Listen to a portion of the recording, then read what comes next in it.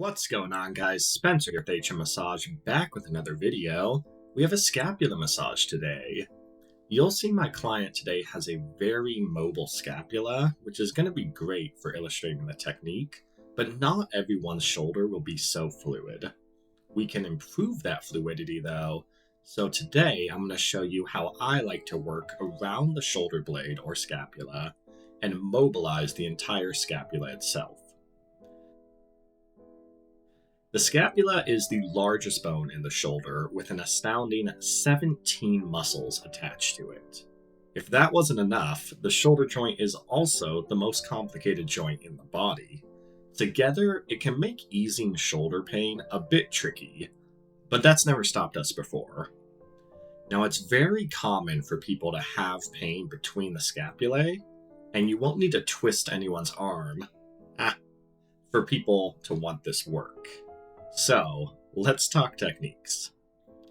We're going to warm up as always with our long flowing Swedish strokes, covering all the tissue, going over the shoulder blades. And don't be afraid to press, once again, over those shoulder blades itself, as that's where a couple of rotator cuff muscles lie.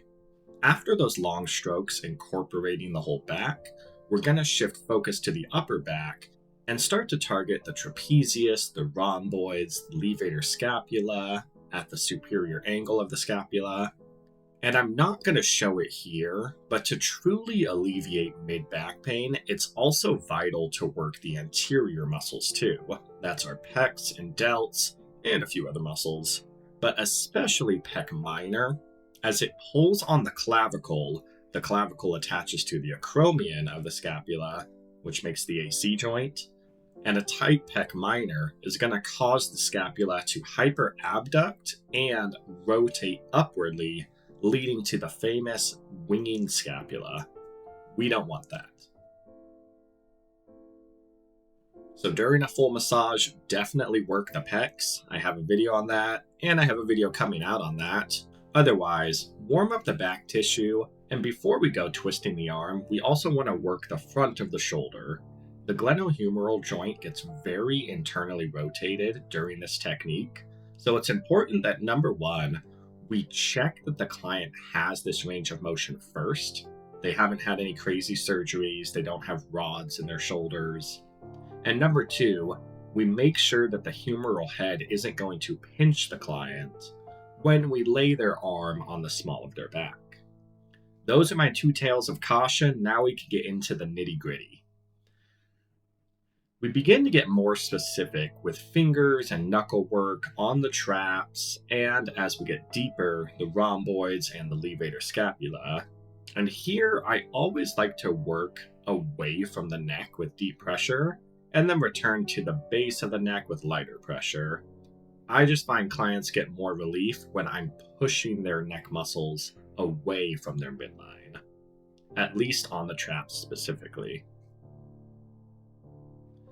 After the warm-up, it's time for the good stuff. So I'll lay the arm on the small of the back, supporting the front of their shoulder, that's very important, and start to work those mid-rhomboids. You can go both directions here, and we're going to find all sorts of bumps and gristle in these muscles underneath the shoulder blades. But one thing to note is to make sure you're not constantly popping off the lower edge of the trapezius. I've seen a lot of therapists just pop over this muscular edge thinking that it's a knot, but it's not a knot, you know? It's annoying and it's painful. So make sure you know the anatomy and find that lower edge of the trap. And when applying deep pressure, make sure to lighten up as you go over that border.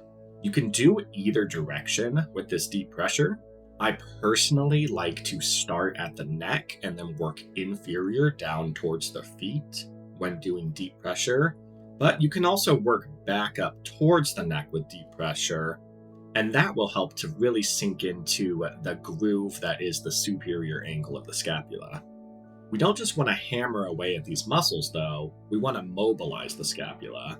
So here, I will use my supporting hand under the client's shoulder, and then I'm going to cup the inferior angle of the scapula, which you can see pointing out, And we're just going to do some nice rotation. So I'm using my whole body, lifting up with my legs, and then I'm rotating my trunk, right, my core, and just slowly shifting and rotating that scapula in a nice circle. I tend to go counterclockwise, but you can go clockwise as well. They're both going to help get that scapula unstuck from the rib cage. And as I said, this client has a very mobile scapula. A lot of clients might be much more stuck than this, and so we're going to have to really get our fingers under there. And if you can't get their fingers under there, then just jostle the front of the shoulder until it begins to loosen up.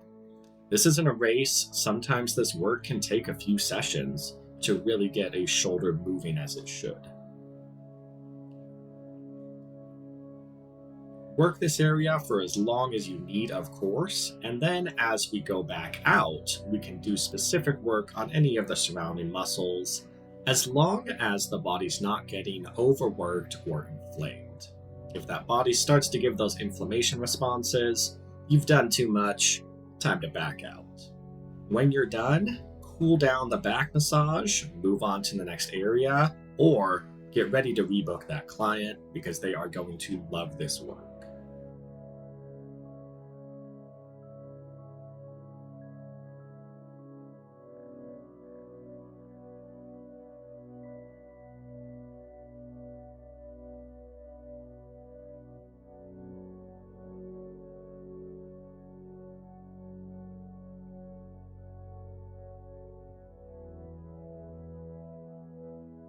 Thank you so much for watching, guys. I hope you guys enjoyed the video and it helped you out. Give it a thumbs up if it did help you out, and subscribe to the channel for more content if you want to see more.